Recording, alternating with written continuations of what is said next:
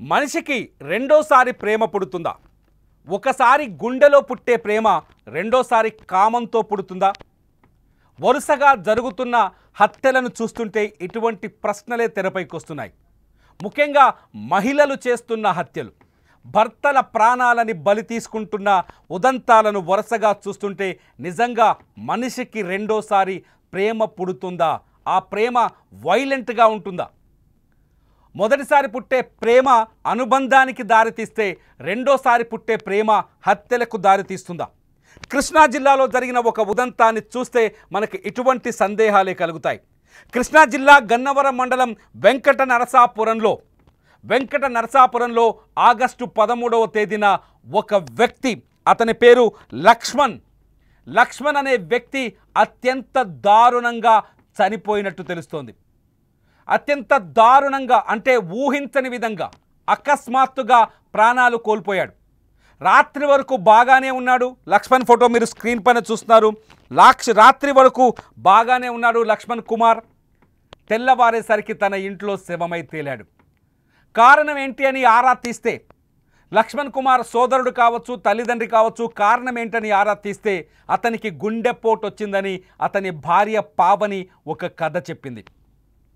అంతేకాదు చనిపోయిన లక్ష్మణ్ కుమార్కి అత్యంత వేగంగా అంత్యక్రియలు చేసేందుకు ఆమె పట్టుబట్టింది. ఆఖరికి అంత్యక్రియలకు తల్లిదండ్రులు వచ్చే ఆగమేఘాల మీద వచ్చేశారు.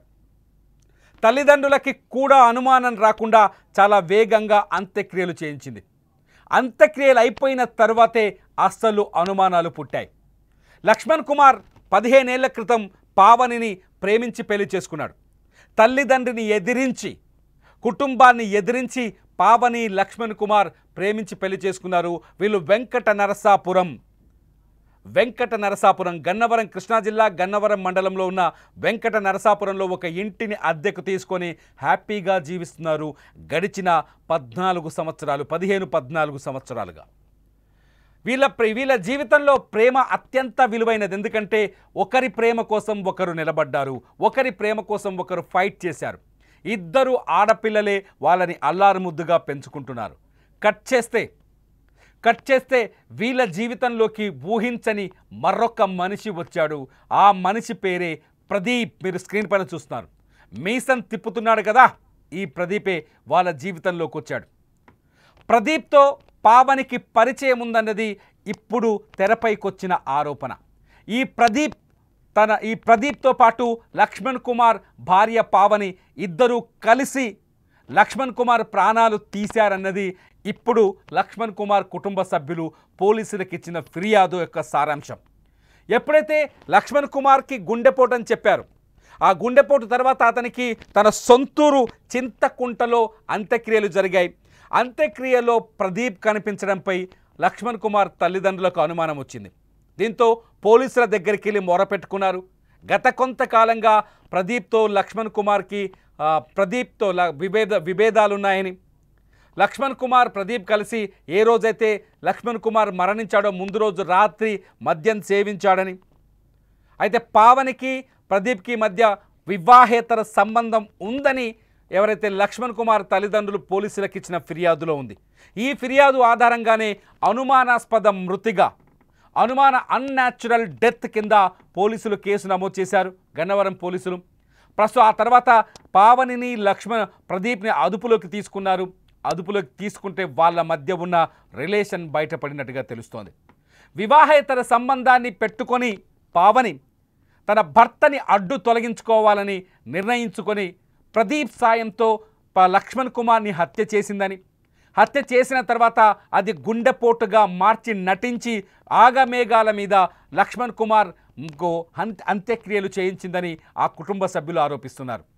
లక్ష్మణ్ కుమార్ ఆరోగ్యంగా ఉన్నాడని, అటువంటి గుండెపోటు లాంటి ఆనవాళ్ళు ఏమీ లేవని వాళ్ళ పిల్లలు కూడా చెబుతున్నట్టుగా తెలుస్తోంది. పోలీసులు ఇప్పటికే ఈ కేసులో చాలా పురోగతిని సాధించారు.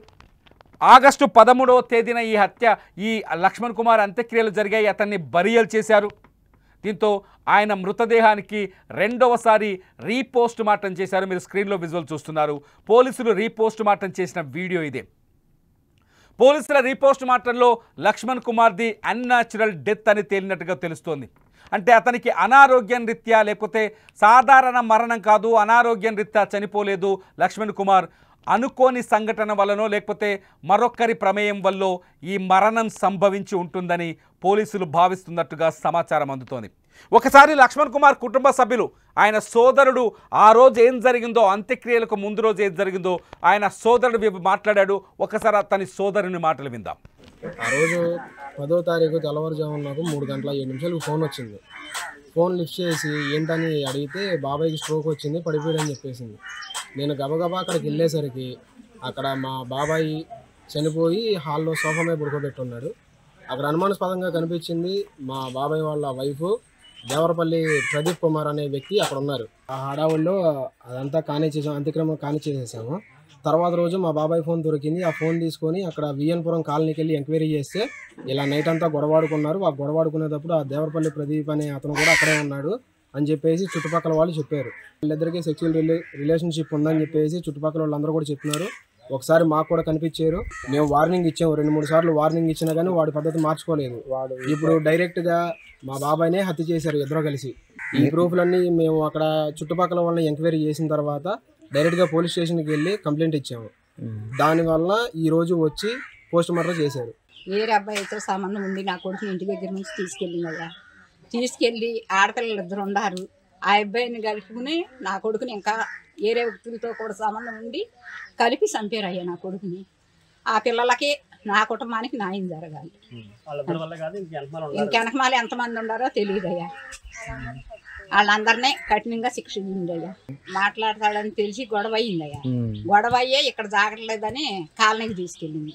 కాలనీకి తీసుకెళ్ళి 4 నెలలు అవుతుందయ్యా. ఇంతలో నా కొడుకుని అంతం చేసేసి 7వ పిల్ల చదువుతుందయ్యా, 5వ పిల్ల చదువుతుంది.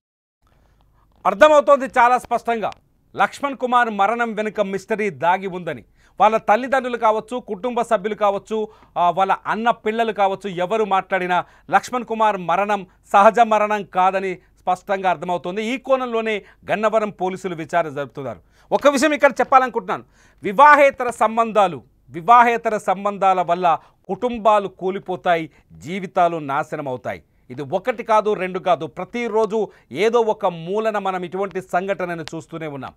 వివాహేతర సంబంధం, రెండవసారి పుట్టే ప్రేమ అత్యంత ప్రమాదకరమైన ప్రేమ. ఆ ప్రేమల్ని నమ్మి ముందుకెళ్తే జీవితాలు మాత్రమే నాశనమవుతాయి, జీవితాలు పూర్తిగా నాశనమవుతాయి, సర్వనాశనమవుతాయి. ఇక్కడ బాగుపడింది ఎవరు? ఈ కథలో మీరు ఒక్కసారి జడ్జిమెంట్ తీసుకోండి. ఈ కథలో బాగుపడింది ఎవరు? అన్యాయంగా లక్ష్మణ్ కుమార్ ప్రాణాలు కోల్పోయాడు. ఫలితంగా అతని భార్య ఒంటరిగా మారింది. లక్ష్మణ్ కుమార్ని వద్దనుకొని ఇంకొక ప్రియుడో లేకపోతే ప్రదీపో సంబంధం పెట్టుకున్న వ్యక్తి కోసం భర్తని వదిలించుకోలేకపోతే భర్తని హత్య చేసి ఉంటే, ఈ పావని నిజంగానే ప్రదీప్తో కలిసి భర్తని హత్య చేసి ఉంటే జీవితం నాశనమైంది పావనిది మాత్రమే. ఆమె ప్రియుడిగా ఎవరైతే చెప్తున్నారో ఆ ప్రదీప్ జీవితం ఎప్పుడూ నాశనం కాదు. ప్రదీప్ అనేవాడు అవసరం తీర్చుకోవడానికి మాత్రమే, శారీరక అవసరం తీర్చుకోవడానికి మాత్రమే పావనిని ట్రాప్ చేసి ఉంటాడు. ఇప్పుడు అనాథగా మారింది ఎవరు? పావని, ఆమె 2 పిల్లలు. అందుకని చెప్తున్నాను, వివాహేతర సంబంధాల జోలికి వెళితే మీ జీవితాలు చివరికి క్లైమాక్స్ ఎక్కడంటే పోలీస్ స్టేషన్లోకి వెళ్తుంది, లేకపోతే మరణం వైపు వెళ్తుంది. నా మాటలు అబద్ధమా నిజమా? ఈ వీడియో కింద కామెంట్ చేయండి. చూస్తూనే ఉండండి అప్డేట్స్ కోసం సుమన్ టీవీ డిజిటల్ లైవ్, అట్లాగే సుమన్ టీవీ లైవ్.